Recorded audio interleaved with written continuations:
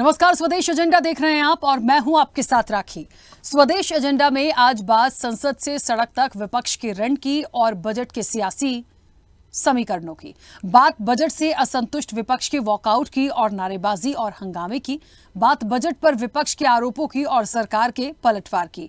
आज बजट पर चर्चा के दौरान विपक्ष ने बजट को लेकर सरकार पर भेदभाव के आरोप लगाए। वित्त मंत्री निर्मला सीतारमण के भाषण के दौरान राज्यसभा से विपक्ष वॉकआउट कर गया, तो वहीं लोकसभा के बाहर हाथों में तख्तियां लेकर सरकार के खिलाफ नारेबाजी भी की गई। कल जो आम बजट वित्त मंत्री निर्मला सीतारमण ने पेश किया, वो विपक्ष को नहीं भाया और विपक्ष ने गैर एनडीए शासित राज्यों के साथ बजट में भेदभाव करने का आरोप लगाया। विपक्ष कह रहा है कि बजट में अन्याय हुआ है। सरकारी बजट नहीं बल्कि सरकार बचाओ बजट है। बजट में दिखाई दे रहा है कि सरकार कितनी कमजोर है। हमें एनडीए का नहीं बल्कि इंडिया का बजट चाहिए। तो वहीं विपक्ष के आरोपों पर सरकार का पलटवार भी है। पलटवार है कि जनता को गुमराह करने की कोशिश और साजिश हो रही है। केंद्र के बजट पर सबका अधिकार होता है। अब सरकार और विपक्ष में तकरार है। कुल मिलाकर कहा जा सकता है कि जो बजट 2024-25 के आय व्यय के साथ देश की दशा और दिशा तय करेगा, जो बजट 2047 के विकसित भारत के लिए है, उस बजट का संसद से सड़क तक सियासीकरण कर दिया गया है। इस खास मुद्दे पर हम चर्चा भी करेंगे, लेकिन उससे पहले देखिए ये खास रिपोर्ट।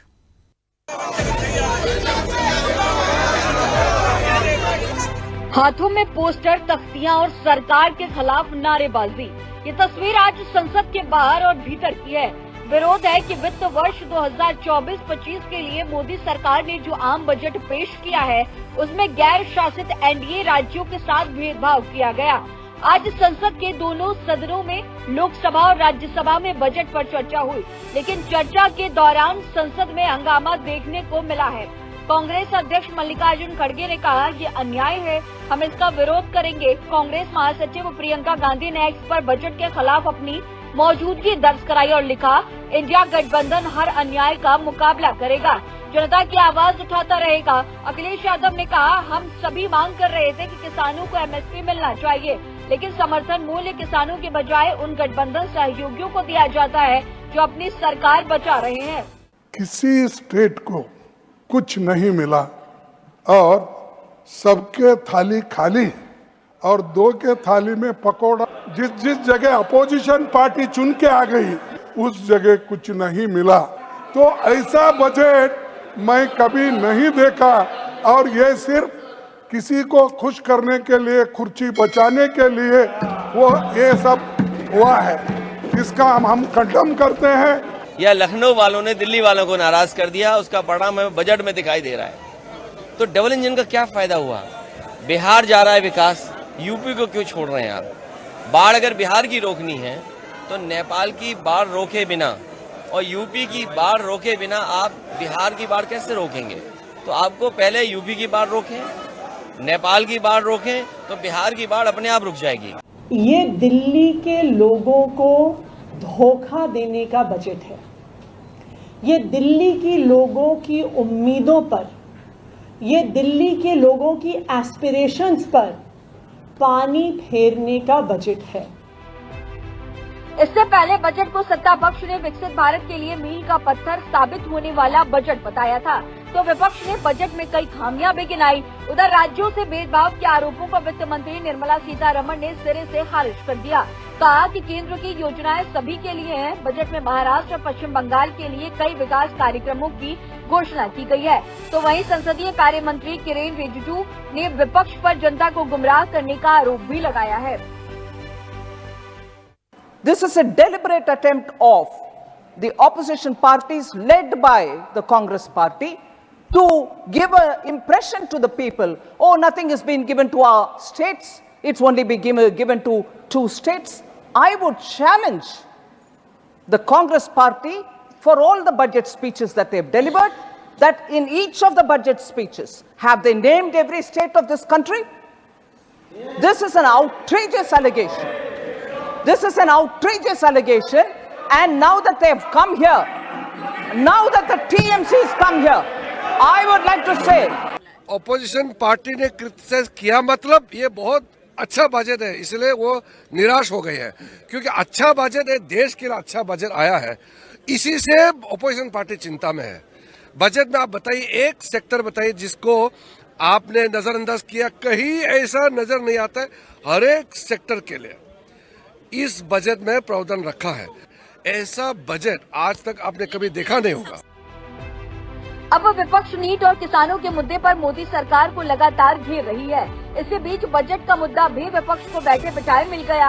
अब बजट में विपक्ष शासित राज्यों के साथ भेदभाव के आरोपों में कितना दम है और बजट को लेकर इंडिया ब्लॉक के सांसदों के विरोध प्रदर्शन और बजट का सियासीकरण आगे क्या रंग लाता है, ये देखने वाली बात होगी।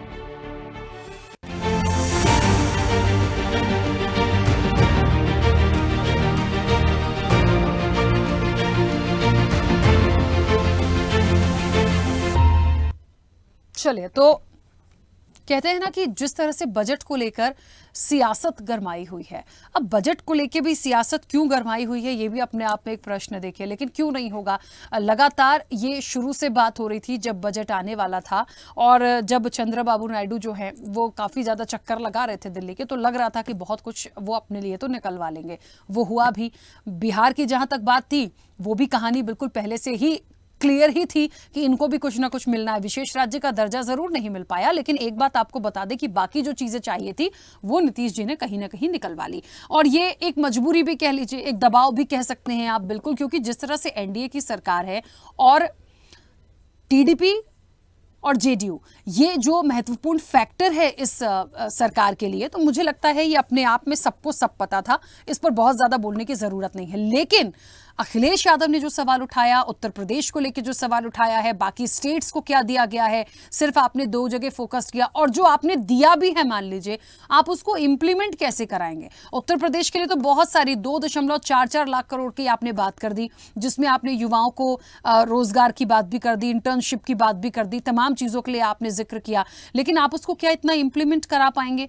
आम रूप से देखा जाए और देश हित के लिए देखा जाए, देश के विकास के लिए देखा जाए, 2047 से यदि आप जोड़ रहे हैं, उस नजरिए से देखा जाए तो क्या उतना इंप्लीमेंट आप करा पाएंगे, क्योंकि 47 में तो अभी बहुत वक्त है। चर्चा को आगे बढ़ाएंगे, हमारे साथ मेहमान जुड़े हैं। सबसे पहले आपका परिचय करा दें।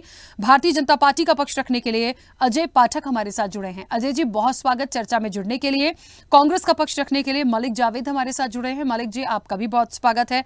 समाजवादी पार्टी का पक्ष रखने के लिए रविंद्र प्रताप सिंह हमारे साथ जुड़े हैं। रविंद्र जी, आपका भी बहुत स्वागत है। आम आदमी पार्टी का पक्ष रखने के लिए रमाकांत पटेल हमारे साथ जुड़े हैं। रमाकांत पटेल जी, आपका भी बहुत स्वागत है। लोकेश भारतीय हैं, इकोनॉमिस्ट हैं, आपका भी लोकेश जी बहुत स्वागत चर्चा में जुड़ने के लिए। राजनीतिक विश्लेषक अरविंद वत्स हमारे साथ जुड़े हैं। अरविंद जी, आपका भी बहुत स्वागत है। और स्वदेश न्यूज के managing editor RP Srivastava ji हमारे साथ जुड़े हैं। आरपी श्रीवास्तव जी, आपका भी बहुत स्वागत है।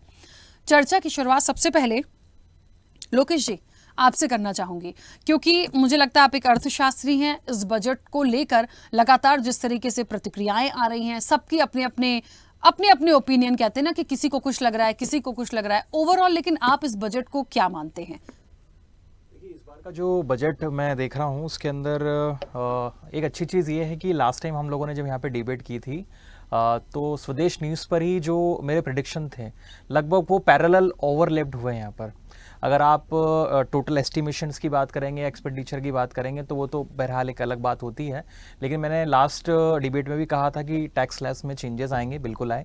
उसके बाद में सोलर ग्रिड्स की हम लोगों ने बात करी थी, और इसी के अलावा जो सोलर प्लांट्स लेके आ रही है सरकार, उसमें भी बहुत सारे चेंजेस आए। तो अगर हम लोग बजट को एक आम रूप में देखें तो इस बार का जो टोटल अनुमानित टोटल एक्सपेंडिचर है वो लगभग 48.21 लाख करोड़ का है, और जो टोटल रेवेन्यू हम लोग जो जनरेट करने की कोशिश कर रहे हैं इससे 32.0 लाख करोड़ का है। तो मतलब कुल मिला के अगर हम लोग देखें तो हमारी जो अनुमानित जो एक्सपेंडिचर है वो हमारी आय से बहुत ज़्यादा कम रहेगा, और ये शायद कारण है जिसकी वजह से फिस्कल डेफिसिट को इस बार, या जिसको हम लोग राजकोषीय घाटा बोलते हैं, वो 4.9% रखने के लिए कहा है सरकार ने। और उसमें ये भी मेंशन किया उन्होंने कि इस बार वो कोशिश करेंगे कि इसको 4.5% तक रखा जाए। बहरहाल ये समय बताएगा कि क्या हम लोग इस घाटे को उस तरह से रोक पाएंगे क्या। अगर महंगाई की हम लोग बात करें तो आप और हम दोनों जानते हैं कि महंगाई जिस तरह से तेजी से बढ़ रही है, और लास्ट डिबेट में मैंने इस बात के लिए आप लोगों को कहा था कि जिस तरह से महंगाई बढ़ रही है और परचेसिंग पावर, लोगों की क्रय शक्ति क्षमता जो बाहर जाते जा रही है, क्या हम लोग उसको कंट्रोल कर पा रहे हैं? तो सरकार ने इस बार कहा है कि हाँ, हम लोग 4% तक इस बार इन्फ्लेशन को टारगेट कर रहे हैं। और राखी जी, मैं बताना चाहूंगा कि 4% एक ऐसी दर होती है जिसको हम लोग अर्थशास्त्र की भाषा में एक इक्विलिब्रियम पॉइंट बोलते हैं, जो वन ऑफ द सजेशन रहा है आरबीआई का भी और अब सरकार का भी, कि हम 4% जो ग्रोथ है इन्फ्लेशन की वो टारगेटेड रखेंगे। अगर मैं पैसे की बात करूं इस बार की, मुख्य रूप से पैसा आएगा कहां पर, तो जो इंटरिम बजट था पिछली बार का, उसमें सबसे ज्यादा पैसा हम लोग बोरोइंग से ले रहे थे, मतलब उधार से ले रहे थे। इस बार भी अगर हम लोग देखें तो लगभग 27% जो पैसा है वो हमारे पास में उधार का है। और सबसे ज्यादा जो पैसा खर्च हो रहा है, ये चौंकाने वाली चीज इस बार जिस पे आज की डिबेट भी है, वो स्टेट के शेयर्स को गया हुआ है। और उसमें मुख्य रूप से हम लोग जानते हैं कि आने वाले चुनाव कहां पर होने वाले हैं, हरियाणा और महाराष्ट्र में होने वाले हैं। लेकिन बहरहाल जो इस बार का स्टेट एलोकेशन है वो बिहार को, और आप देखेंगे तो जो आंध्र प्रदेश है उसको मिला है लगभग 15,000 करोड़। और अगर हम बिहार को देखें तो 26,000 करोड़ का जो एक आप बोल सकते हो गिफ्ट मिला है सरकार की तरफ से, वो बहुत अच्छा है बिहार सरकार के लिए। कहते हैं ना कि जिसका पेट दुखता है उसी को दर्द पता होता, तो शायद ये उन राज्यों के लिए है जहां पर एक अच्छा एलोकेशन होना था। जैसे मध्य प्रदेश की अगर हम लोग बात करें तो हमारा शेयर लगभग 10% है, लेकिन एलोकेशन में हम लोग 13वें नंबर पे हैं इस बार। और बिहार हम लोग देखें, और अगर मैं आंध्र प्रदेश की बात करूं तो लगभग 1% का शेयर है उनका, जो हर राज्यों का एक शेयर होता है कि कितना कंट्रीब्यूट कर रहा है। तो अगर हम लोग आंध्र प्रदेश को देखें तो उसका 1% शेयर है, लेकिन सबसे ज्यादा जो आवंटन हुआ है वो बिहार और आपके देखेंगे आंध्र प्रदेश को हुआ है। अब इसमें बात यह है कि पैसा आएगा कहां से? ये पैसा आएगा आपकी और मेरी जेब से। ये पैसा टैक्सेस के फॉर्म से जाएगा। लेकिन आम जनता को इस बार क्या मिला? आम जनता को अगर हम लोग देखें तो नए टैक्स स्लैब्स मिले हैं। उन टैक्स स्लैब्स में भी अगर हम लोग देखें तो माननीय वित्त मंत्री जी का बोलना है कि लगभग 17,000 की ये क्या कर पाएंगे, बचत कर पाएंगे। लेकिन इसमें हमको ये ध्यान देना होगा किन लोगों के लिए है ये? क्या ये आम जनता के लिए है? ये केवल उन जनता के लिए है जो ऑर्गेनाइज्ड सेक्टर में काम करती हैं। अब हमारे यहां पर हम लोग देखें, अगर वेल्थ इनइक्वालिटी की हम लोग बात करें तो दुनिया में 1% लोग, यहां पर भारत में 1% लोग 40% जो संपत्ति उसका अधिग्रहण करते हैं। मतलब आम भाषा में कि 100 रुपए जो है वो उसका 40 रुपए जो है वो 1% आदमी के पास में है। तो मुझे ऐसा लगता है कि इस बार के बजट में सरकार को कोई एक नए तरीके का टैक्स इंट्रोड्यूस करना था, जिसको आप कह सकते हो कि कोई रिच टैक्स बना देती सरकार, या रिच सेस करके बना देती, ताकि उस तरह से जो अमीरों के ऊपर एक लगाम लगनी चाहिए, जिस तरह से होना चाहिए, वो नहीं लग पाई। और आम जनता के हाथ में इसके अलावा और क्या आना था कि जो लॉन्ग टर्म गेन्स होते हैं और शॉर्ट टर्म गेन्स होते हैं, उसमें सरकार को राहत देनी चाहिए थी, ऐसा मुझे लगता है। लेकिन सरकार ने इस बार उसको बढ़ा दिया है। अगर हम लोग शॉर्ट टर्म गेन की बात करें तो वो 15 से 20 कर दिया। लॉन्ग टर्म में अगर हम लोग देखें 10% था तो उसको 12.5% कर दिया है। और उसमें माननीय वित्त मंत्री जी का मानना यह है कि जो जिस तरह से शेयर मार्केट ऊपर जा रहा है, लगभग 80,000 से भी ऊपर वो निकल जाता है, तो सरकार कहीं ना कहीं ये मानने को तैयार है कि वो एक ऐसे बबल जोन में है जहां पर उसके पास में कोई पैर नहीं है। ठीक है। तो ये कुछ अनुमानित चीजें हैं। बाकी आने वाला समय जो है बताएगा कि बजट में किस प्रकार की चीजें और सामने आएंगी। देखिए, वो सब सारी चीजें तो हैं, उसके साथ ही साथ में अभी सबसे बड़ा सवाल तो यही खड़ा हो गया कि क्या यदि इन सारी बातों को भी सुनने के बाद फिर एक सवाल मेरे जहन में आया जो विपक्ष उठा रहा था, उसी को आगे बढ़ाऊंगी कि वाकई में ये एक सरकारी बजट था या सरकार को बचाने का बजट था। अभी तो इसी पे बहस छिड़ी हुई है। अजय जी, मेरी आवाज पहुंच रही है? जी। अपनों पे करम, गैरों पर सितम क्यों? मैं तो यही पूछूंगी जो आज की टैगलाइन है अजय जी, क्योंकि सब उसी में आ जाता है इंक्लूड होके। राखी जी, आपको और आपके दर्शकों को, आपके पैनल पे बैठे हुए सभी को मेरा प्रणाम है। देखिए, पक्ष जो है वो हताशा की चरम पे पहुंच गया है। विपक्ष को ये समझ ही नहीं आ रहा है कि हम करें क्या, कहां विरोध करना और कहां नहीं विरोध करना है। विपक्ष ने एक रणनीति अपनाई है कि सरकार के खिलाफ किसी भी विषय पे मुझे विरोध ही करना है, और वो 10 साल से जो करते आए उसी पे वो कंटिन्यू है। वो सिर्फ बजट की बात नहीं है। पिछली बार जो 5 दिन की लोकसभा चली थी उसमें भी देख लीजिए, अब बजट पेश हुआ तो उस पे भी देख लीजिए। और बजट में सबके लिए है। ये जो एक वितंडावाद खड़ा किया जा रहा है कि बिहार को ज्यादा दे दिया या आंध्र प्रदेश को ज्यादा दे दिया, आप पूरे बजट को जब उठा करके देखेंगे तो किसी राज्य को कम नहीं मिला है, सभी को मिला है। और सभी के लिए अगर आप 20 लाख रुपया मुद्रा लोन बढ़ाया गया है तो सिर्फ बिहार के युवाओं के लिए थोड़ी किया गया है या आंध्र प्रदेश के युवाओं के लिए थोड़ी किया गया है, वो तो पूरे देश का युवा उससे बेनिफिट उठाएगा, पूरे देश के युवाओं के लिए। कृषि में जो चीजें की गई है, 100 फसलों को जो आल सीजन बनाने का और उस पर नई चीजें देने के लिए सरकार ने 3000 करोड़ रुपया अलग से रखा है, वो तो सब पूरे देश के लिए है। 100 अलग से जो 10,000 जो अलग से स्किल डेवलपमेंट के वो खुलेंगे, अलग से जो चीजें खुलेगी उसके तो पूरे इंडिया के लोग उसमें स्किल डेवलपमेंट में आएंगे और लेंगे। सिर्फ और सिर्फ एक चीज को पकड़ करके विपक्ष ने इस पूरे बजट को सिर्फ और सिर्फ निगेटिविटी में पेश करने की कोशिश की है इस देश के सामने। ये देश जानता है कि विपक्ष हताशा की निराशा से बाहर नहीं निकल पा रहा है और कंटिन्यू उसी हताशा में पड़ा हुआ है। कुछ भी कर ले मोदी सरकार, पिछले 10 सालों में 11 साल हो गए, आपने विपक्ष को कभी मोदी सरकार की किसी योजना के बारे में ये सुना है कि वो अच्छा कर रहे हैं? तो उनका काम है निगेटिविटी फैलाना, और इसीलिए तीसरी बार जनता ने उनको विपक्ष में रखा है।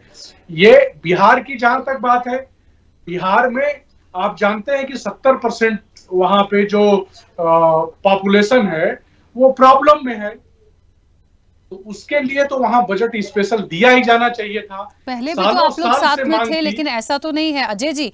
पहले भी सोचा जा सकता था बिहार के लिए, लेकिन पहले तो कभी नहीं सोचा गया इतना, इस बार ही क्यों? ये भी सवाल मेरा व्यक्तिगत नहीं है, ये भी विपक्ष का ही है। 1,25,000 करोड़ रुपया पिछली बार बिहार को दिया गया, तो ये कोई पहली बार थोड़ी दिया गया है अजय जी। और आंध्र प्रदेश की, जहां तक आंध्र प्रदेश की बात रही, आंध्र प्रदेश की राजधानी बननी है।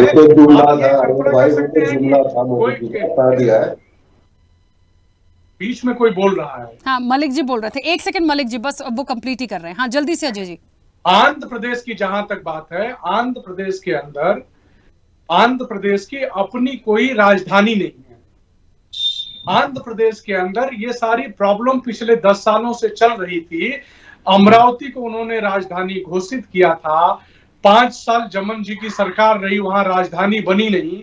किन परिस्थितियों में इन्होंने आंध्र के टुकड़े किए, रात को 12 बजे संसद और राज्यसभा के दरवाजे बंद करके, बिजली पानी काट करके इन्होंने किस प्रकार से आंध्र प्रदेश को अलग किया, और उसके बाद 10 साल बाद आज भी उनकी अपनी राजधानी नहीं है। उसके लिए जो बजट लगेगा वो केंद्र सरकार देगी ही ना, और केंद्र सरकार को करना भी चाहिए, और ये आंध्र प्रदेश की जनता का हक है, ये कोई किसी ने खैरात थोड़ी दिया है। ठीक है अजय जी। आंध्र प्रदेश की जनता का जो हक है वो प्रधानमंत्री जी ने समझा और दिया। इनको आंध्र प्रदेश से नफरत हो सकती है, इनको बिहार से नफरत हो सकती है, इनको यूपी से नफरत हो सकती है।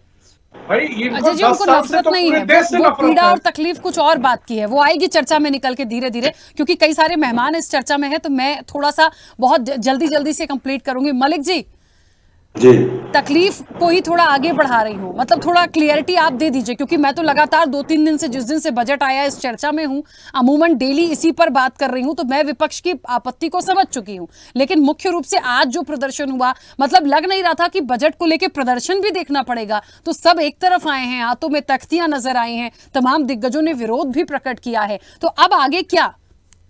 आगे हम इनकी कमियों को उजागर करेंगे, देश के सामने इनको बेनकाब करेंगे कि ये जो बजट आया है, जो 2 बैसाखियों पे सरकार चल रही है, इस बजट ने केवल उन बैसाखियों पे मरहम और पट्टी लगाने का काम किया है। लोकेश जी ने बहुत अच्छा एनालिसिस किया बजट का और बहुत सारे आंकड़े दिए जो काफी सटीक थे। उन्होंने ये भी बताया कि 48 लाख करोड़ का बजट पेश हुआ है और 32 लाख करोड़ का रेवेन्यू जनरेट करने की प्रयास करेगी सरकार, यानी 16 लाख करोड़ का कमी रहेगी वो कहां से आएगी? वो भी कर्ज लेंगे ये, जैसे मुद्रा लोन के माध्यम से युवाओं को कर्ज ले रहे हैं। देश पे ऑलरेडी 205 लाख करोड़ का ये सरकार कर्ज कर चुकी है। और निर्मला सीतारमन के भाषण के शुरू के 5 मिनट ही आप उठा लीजिए, उसमें ही निर्मला सीतारमन जी ने झूठ बोला कि हमारी जो इन्फ्लेशन रेट है वो 4.1% है, जबकि जो खाद्य महंगाई है वो 9.2% है जून के महीने में। और ये अभी कह रहे हैं कि हमारा जो है ये विकसित भारत का बजट है। अरे भाई, विकसित भारत कैसे होगा? मोदी जी ने तो जुमला फेंका था 2022 तक किसानों की आय डबल हो जाएगी। किसानों की आय डबल तो नहीं हुई, लागत डबल हो गई। और कृषि विकास दर जो हमारे वक्त में 2014 में 4% से ऊपर चलती थी, आज 1.47% पे कृषि विकास दर चल रही है। और लोकेश भाई ने एक दो बात बहुत अच्छी बोली कि जैसे टैक्स कहां बढ़ाया है इन्होंने। जो short term capital gain tax था उसको 15% से 20% बढ़ा दिया है। Long term capital gain tax 10% से 12.5% कर दिया है। और जो फॉरेन कंपनी यहाँ पे व्यापार करेगी उसको 5% की टैक्स में छूट देने का इन्होंने काम किया है। और अभी अजय भाई वो बात बोल रहे थे कि अमरावती को कैपिटल बनाया था, 10 साल पहले बनाया था। 10 साल से आपकी सरकार थी। वो कानून 2014 के करीब बना था कि 2 राज्य होंगे, तो तब आपने उसकी अमरावती बनाने की जो कैपिटल थी उसके लिए फंड क्यों नहीं रिलीज किया? आज ही क्यों कर रहे हैं? इसीलिए हम कह रहे हैं ये अपनी कुर्सी बचाने का बजट है। और ये बिहार में भी ऐसा ही हुआ है। आज वित्त मंत्री ने चर्चा की कि उत्तराखंड में भी बाढ़ आई है, आसाम में भी बाढ़ आई है, हिमाचल में भी बाढ़ आई है, लेकिन फंड एलोकेट नहीं किया। ये पहला बजट है जहां पे बजट में भी फंड एलोकेट नहीं हो रहा है, केवल नाम और जुमले और झूठे वादे करे जा रहे हैं। और दूसरी बात मैं आपको बता दूं, इन्होंने काफी प्रयास किया है हमारे घोषणा पत्र को कॉपी पेस्ट करने के लिए, लेकिन एक कहावत है, नकल के लिए भी अकल चाहिए, वो कर नहीं पाए। फॉर एग्जाम्पल, इन्होंने कहा 1 करोड़ युवाओं को हम ट्रेनिंग देने का काम करेंगे और उसके अवज में 60,000 रुपए प्रति साल देंगे, यानी 5,000 रुपए महीना। बहुत अच्छी बात है, दीजिए। लेकिन इन्होंने क्या कहा है कि 5,500 टॉप कंपनी में हम 1 करोड़ युवाओं को ट्रेनिंग देने का काम करेंगे, यानी एक कंपनी के हिस्से में 20,000 युवा आएंगे। क्या हमारी ऐसी कंपनी है देश में टॉप 500 जो 20,000 युवाओं को एक कंपनी ट्रेनिंग दे सकती है? तो सबसे बड़ा तो जोल यही है। कृषि में भी गिरावट आई है, हेल्थ बजट में भी गिरावट आई है और शिक्षा बजट में भी गिरावट आई है। ना ये खुद पढ़े हैं, ना देश के युवाओं को पढ़ने देंगे। और इन्होंने रोजगार की कोई बात नहीं की। अग्निवीर जैसी योजना जो कि देश को बर्बाद करने का काम कर रही है, उसको भी रद्द करने का प्रयास नहीं किया। किसान फिर आवाज उठा रहा है कि इन्होंने जो झूठे वादे किए थे कि लीगल गारंटी देंगे हम एमएसपी की, उसका भी कोई जिक्र नहीं है। ठीक है मलिक जी, वापस आऊंगी। अजय जी 1 सेकंड रुकिएगा, 1 सेकंड, सबकी छोटी छोटी सी प्रतिक्रिया। सिर्फ 5 सेकंड, सिर्फ 5 चलिए, अच्छा बोलिए जल्दी से थोड़ा सा। ये बोल रहे हैं कि कांग्रेस का ये बजट कॉपी पेस्ट है। इनको शर्म नहीं आती कि अगर कॉपी पेस्ट है तो कम से कम उसी का समर्थन करते। ये किस तरह की दोहरी बातें करते हैं। अरे प्रभु, कॉपी पेस्ट है, फिर अपनी कॉपी पेस्ट का विरोध भी करने के लिए रोड पे उतर रहे हैं। देखिए इन लोगों का चरित्र देखिए, देश के सामने इनका चरित्र देखिए कि कह रहे हैं। चलिए, उन्होंने इंटर्नशिप के लिए करोड़ों लोगों की जो बात हो रही थी उसकी की थी। मैं इसको बाद में आगे इसको हम बढ़ाएंगे चर्चा में। रविंद्र जी, आवाज पहुंच रही है मेरी? रविंद्र जी, उत्तर प्रदेश तो वैसे ही देखिए बहुत ज्यादा इस वक्त विरोध में है और वहां से विरोध के स्वर तो किन किन वजहों से आ रहे हैं वो हम चर्चाओं में बहुत बार बात कर चुके हैं। और हम और आप तो कल भी एक चर्चा में थे ही उत्तर प्रदेश को लेकर। लेकिन अखिलेश यादव ने आज भी कई सारी चीजों का जिक्र किया। उन्होंने समर्थन मूल्य की बात करी, उन्होंने किसानों को लेकर बात करी, उन्होंने ये भी बोला कि कैसी डबल इंजन की सरकार है जिसका कोई फायदा ही नहीं। तो ये तमाम बातें जो आ रही हैं, क्या वाकई में आपको ऐसा लग रहा है कि जानबूझ करके तमाम चीजें उत्तर प्रदेश के साथ की गई हैं या फिर एक मजबूरी में की गई हैं? निश्चित रूप से इसको जानबूझ के किया गया है। 7 साल से उत्तर प्रदेश में भारतीय जनता पार्टी की सरकार है। उत्तर प्रदेश सबसे गरीब प्रदेश बन चुका है, सबसे ज्यादा कर्ज लेने वाला प्रदेश बन चुका है। प्रति व्यक्ति जीडीपी भारत में सबसे कम है और प्रधानमंत्री मोदी 3 बार यहाँ से चुन के गए हैं, लेकिन उन्होंने अपने ही प्रदेश को कुछ भी नहीं दिया जहां से चुन के गए हुए। कोई भी स्पेशल पैकेज नहीं दिया। उत्तर प्रदेश की जितनी भी कठिनाइयां हैं उसके लिए भी कोई भी योजना नहीं दिया। एक तरीके से उत्तर प्रदेश को पूरी तरीके से इग्नोर कर दिया। अब मैं थोड़ा सा बजट पे बोलना चाहूंगा। ये जो बजट है ऐसी भाषा में बोल रही है पिछले 10 साल से नरेंद्र मोदी सरकार, जिसको आम जनता समझ ही ना पावे। मैडम अंग्रेजी में बोलती हैं, अंग्रेजी जानने वाले शायद 2% भी ना हो, और उसमें भी टेक्निकल भाषा का प्रयोग करती है। कम शब्दों में कह दिया जाए तो ये बजट जो है to the corporate, for the corporate, by the corporate है, और देश की अस्मिता के साथ खिलवाड़ किया है इन्होंने इस बजट में। रक्षा बजट को चीन हमारा सबसे बड़ा दुश्मन, पाकिस्तान हमारा सबसे बड़ा दुश्मन मानते हैं, लेकिन कंपैरेटिवली बजट जो उन लोगों ने बढ़ाया हम नहीं बढ़ा पाए। चीन का बजट है $296 बिलियन, भारत का रक्षा बजट है $83.6 बिलियन। ये चीन से करेंगे, इसी कारण से हमको लगता है कि रेजांगला हार गए ये लोग चीन से। अब सबसे बड़ा बात था, राजनाथ सिंह साहब ने कहा था सदन में कि 1 करोड़ रुपया हमने अग्निवीरों के लिए रखा है। कहाँ है 1 करोड़ रुपया बजट में? कहीं एलोकेशन है क्या? दूसरा सबसे बड़ा विषय होता है, एक तो निजीकरण कर दिया सेना में जवानों का, अधिकारियों का निजीकरण कर दिया। दो जगह से अधिकारी जाते हैं, सैनिक स्कूल, मिलिट्री स्कूल से। तो सैनिक स्कूलों को इन्होंने पीपीपी मॉडल पे दे दिया, उसके लिए भी कोई बजट एलोकेशन नहीं। स्वास्थ्य पे आ जाते हैं, स्वास्थ्य को नष्ट कर दिया इन्होंने। स्वास्थ्य में 1% या 1.5% बढ़ाया इन्होंने। एक जुमला कहती आ रही है नरेंद्र मोदी सरकार, टीबी को 2025 तक मुक्त करेंगे, जैसे किसानों का डबल कर रही थी। तो 2025 तो आने ही वाला है अगले साल में, लेकिन इस टीबी मुक्त करने के लिए टीबी के पेशेंट को, प्रति पेशेंट को 500 रुपया दिया जाता था, उसका भी कोई प्रावधान नहीं है इनके पास में। आयुष्मान कार्ड में कोई भी वृद्धि नहीं कही। जन औषधि बहुत बड़ा जुमला था, जन औषधि का इतना ज्यादा पैसा मैन्युफैक्चर पे बाकी है, उसके कोई प्रावधान नहीं है इनके पास में। एम्स के बड़े जुमला बोलते थे, कहीं पानी में बनवाते थे, कहीं भी बनवा देते थे, एम्स नहीं बनवा पाए।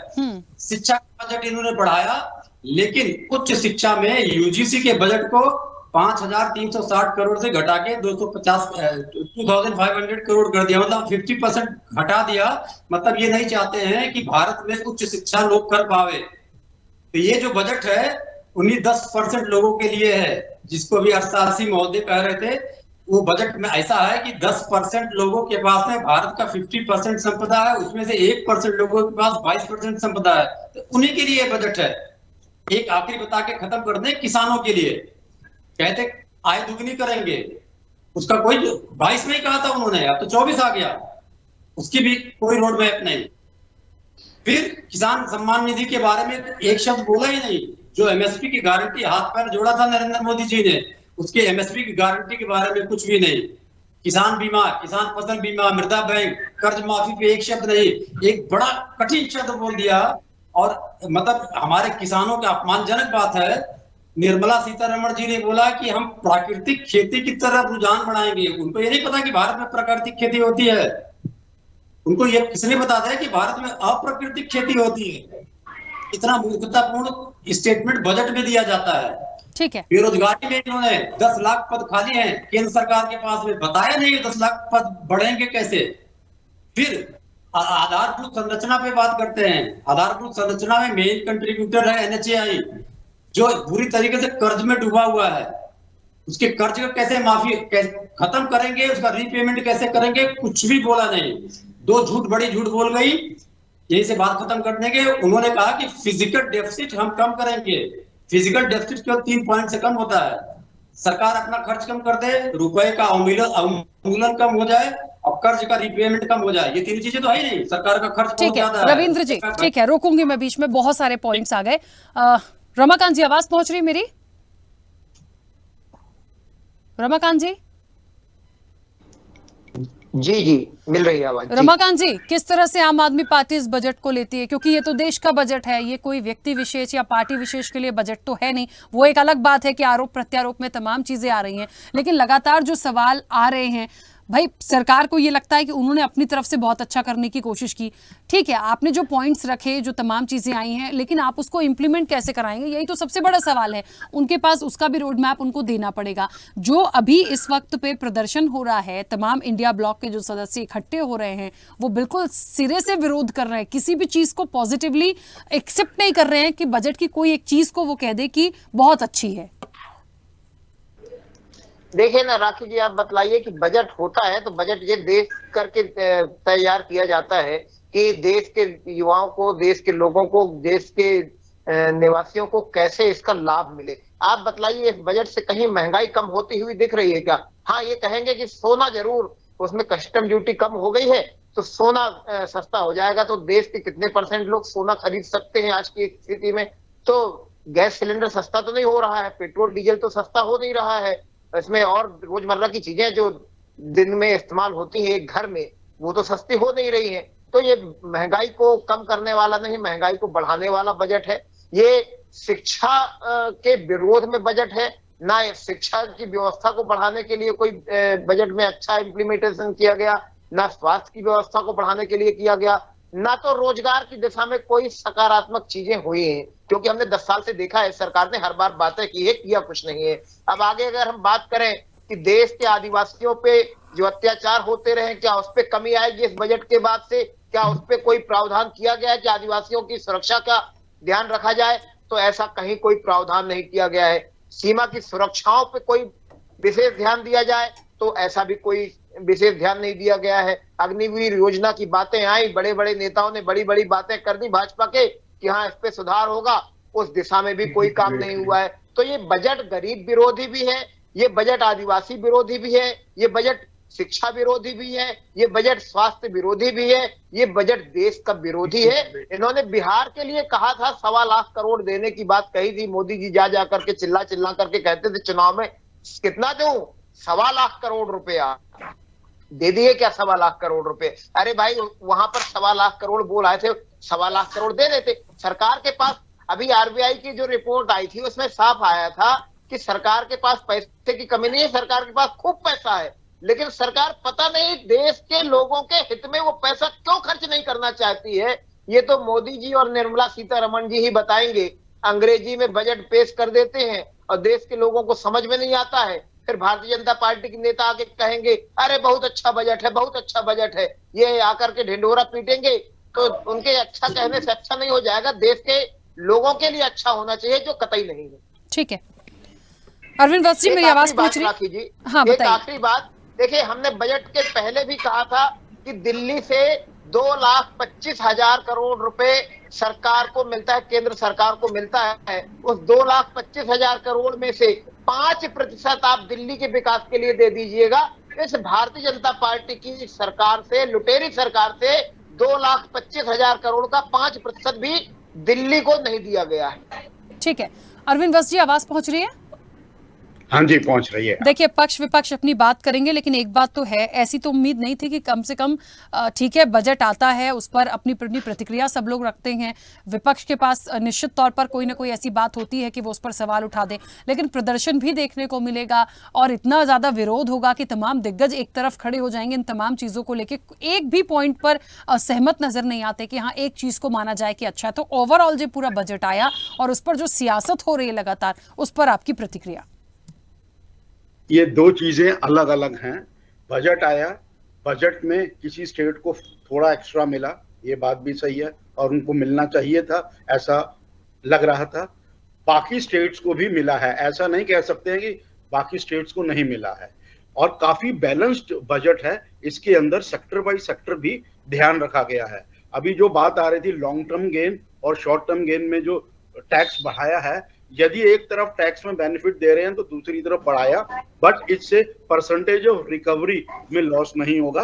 हाँ, कुछ पक्ष को दिक्कत हो सकती है। और रही बात इसकी कि अभी बोला जा रहा था कि आदिवासियों की सुरक्षा के लिए बजट में क्या होगा, बजट से सुरक्षा नहीं आती, सुरक्षा देश का इंटरनल मैटर है, ये थोड़ा ध्यान रखने वाली बात है। और जो बातें हैं, देखो विरोध करना चाहिए, ऑपोजिशन का काम है कि अपनी बात सही तरीके से आदिवासियों की सुरक्षा केवल हाथ पैरों की सुरक्षा नहीं, मैं क्लियर कर दूं, केवल हाथ पैरों की सुरक्षा नहीं होती है, उनकी खाद्य सुरक्षा भी होती है। मैं उसको काट रहा हूँ, प्लीज मेरे बीच में मत बोलिए ना, मैं किसी के बीच में बोला हूँ, मैं बोलता ही नहीं हूँ, मेरा बस ये है, मैं राखी जी जवाब दूंगा, मैं उसको जवाब दे रहा हूँ, आप थोड़ा सुनिए प्लीज। रही बात इसकी कि क्या बजट कंट्री की ग्रोथ के लिए सही है, एज अ फाइनेंशियल एक्सपर्ट जो मैं बैंक में इतने साल काम करा है, अब राजनीतिक विशेषज्ञ की तरह बोल रहा हूँ, वो बैलेंस्ड बजट है और वो देश को आगे ले जाने का जो अभी तक प्रयास हुआ है उसमें भी करेगा। ये नहीं है कि पिछले 10 साल में प्रयास हुआ है, पहली सरकारों ने भी करा है, लेकिन पिछले 10 सालों में एक जंप दिखा, एक लीप दिखी। ये बजट उसको बरकरार रख पाएगा, पता तो मार्च 25 में ही चलेगा। ठीक है, चलिए आरपी श्रीवास्तव जी, बजट आता है और बजट से बहुत सारी उम्मीदें होती हैं पूरे देश को ही, सबको ही, क्योंकि एक उम्मीद जनता को सीधे सीधे होती है इस बार क्या बजट आएगा, उन्हें कितनी रियायत मिलेगी, टैक्सेस को लेके क्या होगा। तो बहुत सारी चीज़ों को शामिल तो किया गया है, लेकिन इस पर जो सियासी रूप से एकदम कहते हैं ना कि प्रदर्शन हो रहे हैं, हंगामा मचा हुआ है, बार बार ऐसा दिखाने की भी कोशिश हो रही है कि बजट बिल्कुल अच्छा नहीं है, और जिस मकसद से लाया गया है उसके मकसद भी दिख रहे हैं। एक तरफ 2047 का जिक्र हो रहा है, एक तरफ मजबूरी और दबाव भी नजर आता है, और तीसरी तरफ जो विपक्ष है वो कहीं ना कहीं इस पर सियासत भी कर रहा है। तो ओवरऑल आप क्या मानते हैं, क्या ये मामला रुक जाएगा? क्या अब तो कोई और चीजें तो इसमें कोई हो नहीं सकती? मुख्य रूप से एक चुनौती सरकार की हो सकती है कि जो कह रहे हैं उसको आप बहुत अच्छे से करके दिखा दीजिए। आप क्या मानते हैं? देखिए राखी जी, दो बातें समझने की जरूरत है। पहली बात तो ये है कि ये जो बजट आया पूरे हर राज्य के लिए बराबर है, कोई भी राज्य ये नहीं कह सकता कि किसी एक राज्य का बजट है। लेकिन सवाल वहाँ जब खड़ा हो जाता है कि किसी राज्य को एक्स्ट्रा कोई भी इंसेंटिव या बजट दे दिया जाए। भाग्य से आप देखिए जो पिछला चुनाव हुआ था लोकसभा का, उसमें 2 राज्यों में जो दल हैं, जिनकी सरकारें हैं, उनके सहारे ये सरकार चल रही है। अब प्रश्न ये उठता है कि उनको उतना जो है एक्स्ट्रा देना ही था, क्योंकि उनकी बराबर मांग रही, विशेष राज्य के दर्जा की मांग होती रही। अब वो तो दिया नहीं सरकार ने, जो उनकी डिमांड थी। बहुत सालों से डिमांड, नीतीश कुमार तो बहुत पहले से भी डिमांड, इवन स्पेशल स्टेटस के लिए वो चले गए थे। दिल्ली में भी एक बार उन्होंने एक जो है वो किया था, आम सभा किया था इसके लिए, और बहुत सालों से करते आ रहे हैं। लेकिन ये जो दिया गया है, एक तरह से उस राज्य को विकसित करने का एक प्रयास किया गया, होना भी चाहिए। जहाँ पर जो एक तरह से इनकम जहाँ पर लगभग जो हमें लगता है देश में प्रति व्यक्ति आय सबसे कम है, वहाँ पर तो देना भी चाहिए, क्योंकि समान रूप से अर्थव्यवस्था को बढ़ना चाहिए। हर राज्य को विकसित होगा तभी भारत विकसित हो पाएगा, किसी एक राज्य पर ये नहीं है। लेकिन सबसे बड़ी बात सियासत वहाँ पर खड़ी होती है। सियासत होने का प्रमुख कारण ये भी है, अभी बिहार में चुनाव होने वाला है, और निश्चित रूप से बिहार के लिए, वहाँ पर इनके लिए एनडीए गठबंधन के लिए एक बड़ी चुनौती भी है। तो ये सब सारी चीज़ें झलक कहीं न कहीं पे आती है बजट में, जिसको लेकर के विपक्ष जो हमलावर है। दूसरी सबसे बड़ी बात ये देखिए, मैं शॉर्ट टर्म और लॉन्ग टर्म गेन की बात करूँ, जिस पर टैक्स लगाया गया, जो बढ़ाया गया है, एक्चुअली क्या है कि ये जमा कौन करता है? बहुत ही देखिए मिडिल क्लास के लोग इसमें ज़्यादा इन्वॉल्व रहते हैं, और टैक्स का लोड उन्हीं के ऊपर पड़ता है। तो इसको भी देखना होगा। लोकेश जी बिल्कुल सही कह रहे थे कि अगर इन चीज़ों को देखा जाए तो निश्चित रूप से उनका कहीं न कहीं पर जो है असंतुलन होता है। आदमी जो पैसा जमा करता है, अगर उस पर टैक्स ज़्यादा बढ़ा दिया जाएगा तो उसमें जो है थोड़ा सा कमी भी आएगी, लोग जमा क्यों करने जाएंगे? तो ये भी बहुत सारी बातें हैं। और सबसे बड़ी बात है, जहाँ तक विपक्ष का सवाल, विपक्ष का काम है कि निश्चित रूप से वो जो विरोध करे, और जहाँ पर बजट में कमियाँ उसका विरोध करेगा। देखिए घाटा, देखिए 48 लाख करोड़ का बजट है और 32-33 लाख करोड़ जो है इनकम है। बीच का जो घाटा है उसको तो अर्थशास्त्री ही समझा पाएंगे, हम लोग बहुत ज़्यादा तो नहीं समझा पाएंगे। लेकिन ये आएगा कहाँ से? ये जो घाटा है कहाँ से पूरा होगा? तो निश्चित रूप से टैक्स के माध्यम से, तमाम चीज़ों के माध्यम से सरकार उसकी भरपाई करने का प्रयास करेगी। पिछले दिनों में आपने देखा होगा कि जो भी जिस तरह से विभिन्न क्षेत्रों में काम करने की ज़रूरत है, आप मुद्रा लोन देखिए, मुद्रा लोन की सीमा बढ़ा दिए। लेकिन आपने पहले भी, कल के भी आपने डिबेट में इस बात को कहा था कि इसको कौन मॉनिटर करेगा कि भाई वो कितना इम्प्लीमेंट हो पा रहा है। तो ये भी देखना होगा। बहुत सारी चीज़ें एब्स्ट्रैक्ट हैं इस बजट में, जिसको आप कुछ मतलब एक तरह से एक्सप्लेन नहीं कर सकते हैं।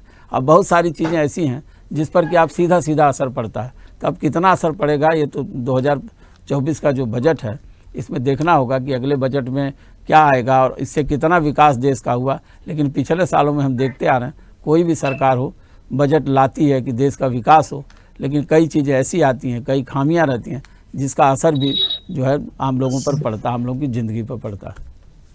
बिल्कुल। चलिए अजय जी कुछ कहना चाह रहे थे, अपनी बात रखिए। और क्योंकि समय बड़ी रफ्तार से बढ़ रहा है, कई सारे मेहमान हैं, जो भी अपनी बात रखना चाहता हो वो प्लीज टाइम ले सकता है। तो पहले अजय जी, क्योंकि आप कुछ कहना चाह रहे थे, बीच में अपनी बात रखिएगा। नहीं देखिए, आपके दोनों जो अर्थशास्त्री बैठे हुए हैं उन्होंने पूरा एक्सप्लेन किया कि किस तरह से बजट का एलोकेशन सभी राज्यों को हुआ है। हाँ, ये ठीक है कि बिहार और आंध्र प्रदेश को थोड़ा ज्यादा दिया गया है, उसके अपने कारण है, उन्होंने अपने कारण बताए, सरकार उस पर राजी हुई, उनको दिया है। बिहार में पलायन सबसे ज्यादा है, इंडस्ट्री नहीं है वहां। पिछले 65-70 सालों में कांग्रेस ने ऐसी पॉलिसी ले आई कि वहां इंडस्ट्री लगी नहीं, इंडस्ट्री नहीं लगी, तो इसलिए सबसे ज्यादा इनके पहले वित्त मंत्री, कांग्रेस के नेहरू जी के समय के पहले वित्त मंत्री ने ये घोषणा कर दी कि जहां कोस्टल एरिया होगा वहीं पे इंडस्ट्री लगेगी। और बिहार जो जीडीपी में नंबर 1 था वो सबसे पीछे हो गया और लगातार पीछे रहा। इन 15 सालों में नीतीश कुमार की सरकार ने उसको पटरी पे ले आने का काम किया।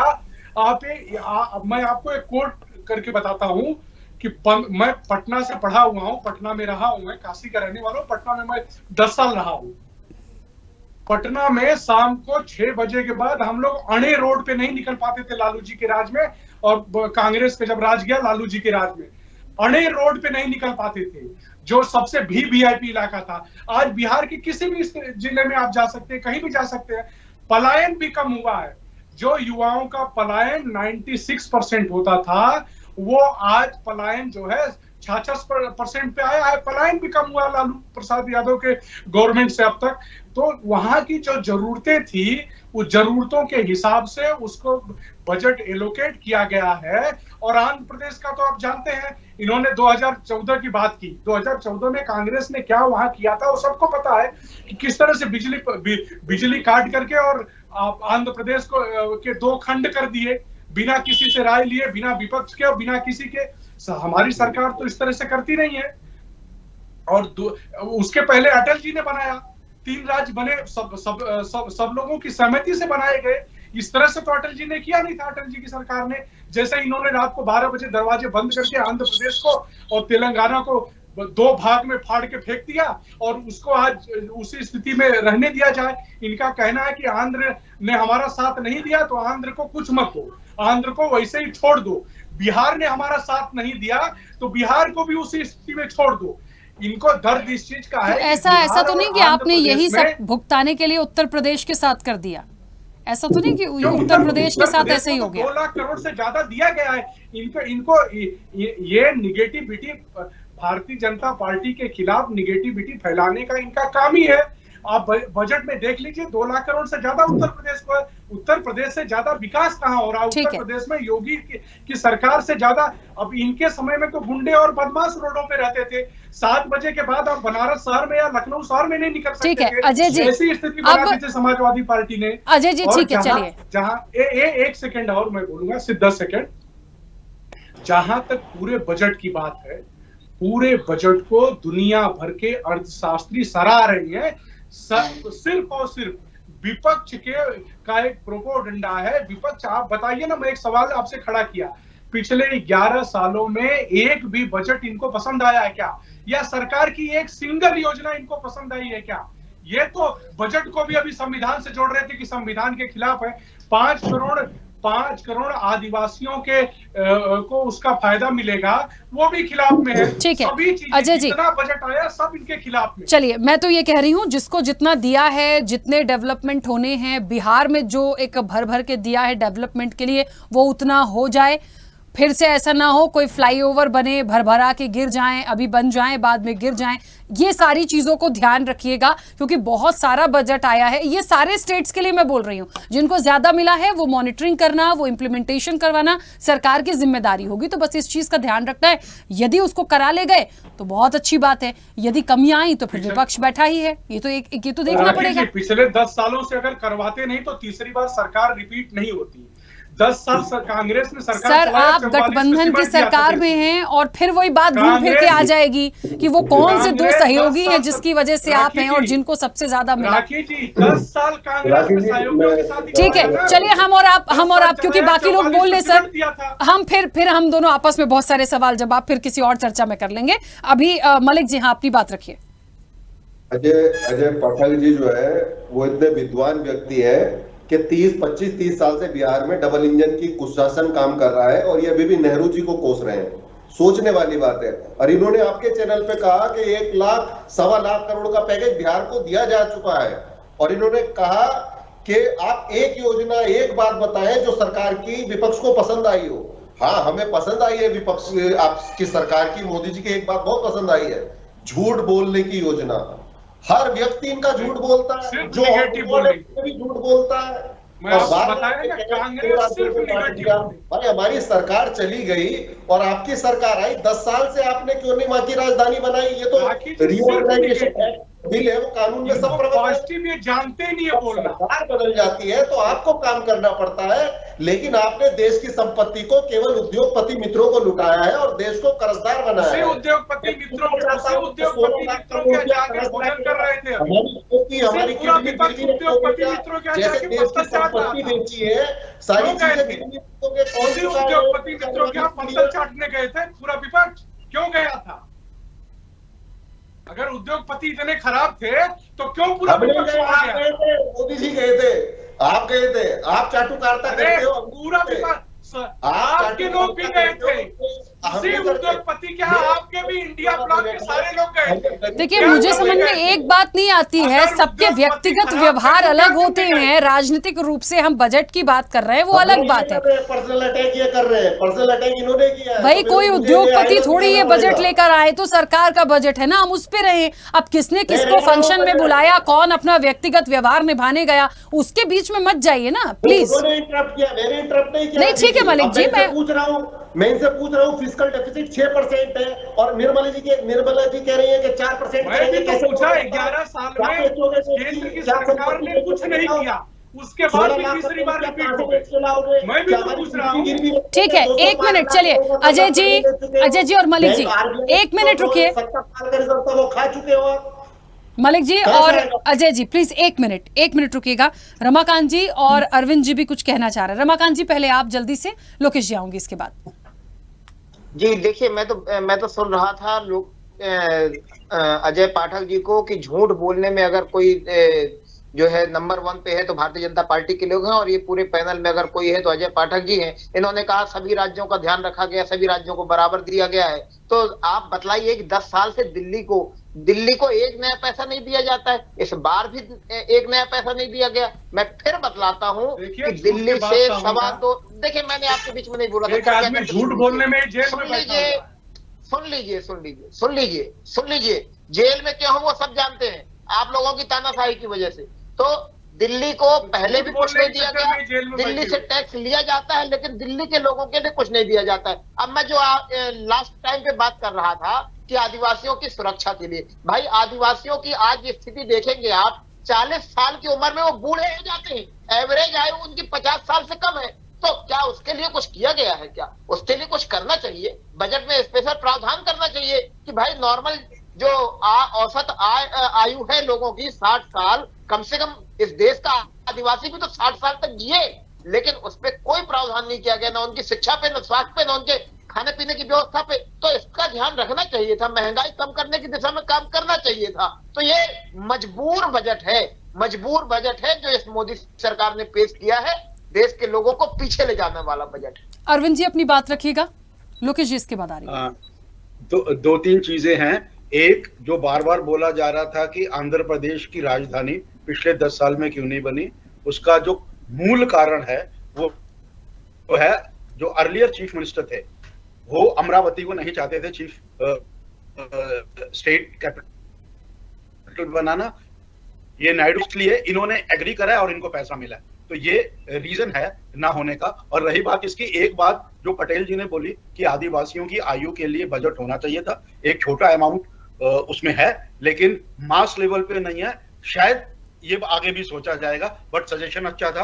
और दिल्ली का पॉइंट इनका एक था, Delhi is not a complete state. ये थोड़ा आम आदमी के लोग समझ लें, Delhi is a special state, तभी वहां पे लेफ्टिनेंट गवर्नर है। सेंट्रल गवर्नमेंट का खर्चा वहां पर बहुत ज्यादा क्षेत्र में होता है, तो इस वजह से अलग से एलोकेशन नहीं आता है, ये समझ की बात है। ठीक है, लोकेश जी कुछ कहना चाह रहे हैं, आप भी अपनी बात रखिएगा। तो एक अर्थशास्त्री होने के नाते मैं आम जनता के बिहाफ पे कुछ चीज़ें बजट की रखना चाहता हूँ पैनल और आपकी ऑडियंस के सामने। देखिए, बजट समझना कोई रॉकेट साइंस नहीं है।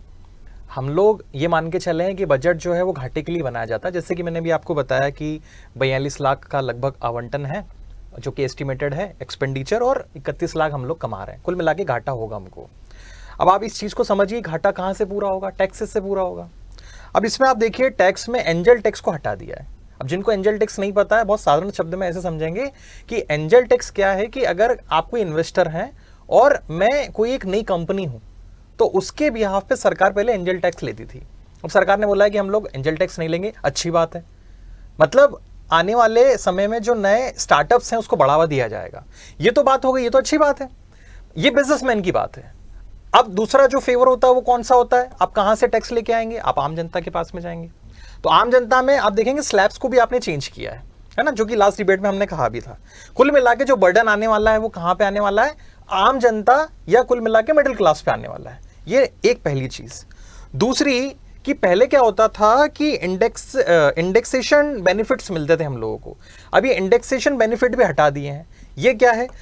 मान के चलिए कि आपके पिताजी ने कोई प्रॉपर्टी आज से 40 साल पहले 20 लाख की ली थी और आज उसकी कीमत लगभग 2 करोड़ की हो गई है, और जब आप उसको आज बेचने अगर जाएंगे, आप इस बजट के पहले अगर जाते तो आपको इंडेक्सेशन बेनिफिट मिलता।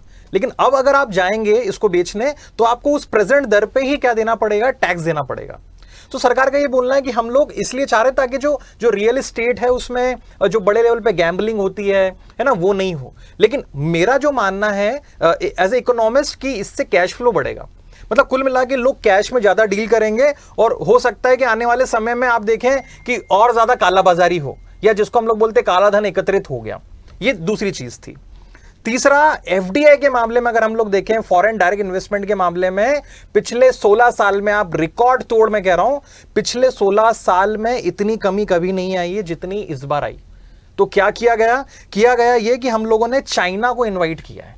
देखिए, चाइना एक तरफ हमारा दुश्मन है, हम मानते हैं, ठीक है। आप देखेंगे चाहे वो डोकलाम इशू हो या फिर इंसर्जेंसी हो चाइना की, तो एक तरफ हम कह रहे हैं कि चाइना हमारा दुश्मन है, दूसरा हम उसको कह रहे हैं कि आप आके हमारे यहाँ एफडीआई कीजिए। इसमें भी कोई प्रॉब्लम नहीं है, आप आके एफडीआई करें, लेकिन किस में कीजिए? आप टेक्नोलॉजी में करें, हम लोग नॉलेज शेयरिंग में करें। गारमेंट इंडस्ट्री के लिए अगर हम लोग चाइना को यहां बुलाते हैं तो ये एक आम जनता के बिहाफ एक बहुत बड़ा क्वेश्चन मार्क है मुझे लगता है। और लास्ट, जिसमें अगर हम लोग रेवेन्यू रिसीट्स की या राजस्व प्राप्तियां और राजस्व खर्च की बात करें, मैं इसी बार के बजट के डेटा आपको शेयर कर रहा हूं कि इस बार जो हमारी राजस्व प्राप्तियां, मतलब कुल मिला के जो टैक्स से जो अर्जित होने वाली आय है उसका परसेंटेज होने वाला है 31.3, और उसके ऊपर जो खर्च होगा, मतलब इस टैक्स को कलेक्ट करने के लिए जो मैं टोटल खर्च करूंगा वो करूंगा 37.1 रुपये। अब आम भाषा में कैसे समझेंगे कि मैं 31 रुपए कमाना चाह रहा हूं और उसके लिए 37 रुपए खर्च करूंगा। तो यहां पर राजस्व प्राप्तियों के लिए भी, टैक्स कलेक्ट करने के लिए भी मैं क्या कर रहा हूं? घाटा कर रहा हूं, और इससे राजस्व घाटा भी बढ़ेगा।